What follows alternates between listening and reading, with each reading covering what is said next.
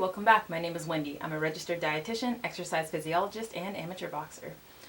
During my time in the gym, I found that thirst and fluid are a really big subject, especially during the summertime. And so in this video, we're going to talk about 3 reasons why you should not depend on your thirst sensation for rehydration. You might be wondering why thirst may not be a reliable source during exercise or training. Well, 1, we have all ignored our thirst senses at one point for many reasons. Oh man, I'm so thirsty. Nah, that's okay, I can wait. This brings us to number 1, which is behavior. Too many distractions during workout. Especially when you're on your run and you don't have any water, well, what can you do? You can't drink water, you just have to continue with your exercise. Then there are the thirst signals, which are missed or disregarded. There's cold weather. Sometimes the cold weather, you might not feel as thirsty comparative to hot weather, but that doesn't mean that you don't need fluid. It just means that your thirst senses are not tingling because it's cold. Reason number 2, fluid is not readily available or it's not accessible. So even if you're thirsty, you may not be able to drink, or it's just not convenient to drink. For example, you're out on a run, you don't have water with you. For example, you're playing soccer. You don't have water with you during the game.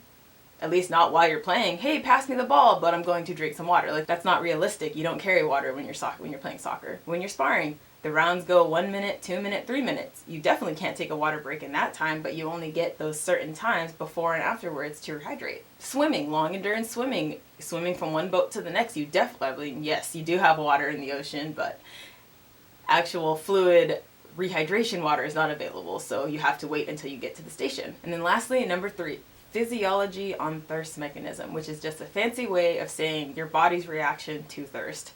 You can have a delayed thirst response. This is primarily in the older population. However, sometimes you just don't feel thirsty, so your body is telling you that you're not thirsty, and then we don't drink water even though it's been like an hour even after you've trained.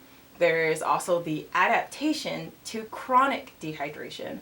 What that means is that some of us just naturally don't drink a lot of water throughout the day, so we've actually adapted to being naturally dehydrated.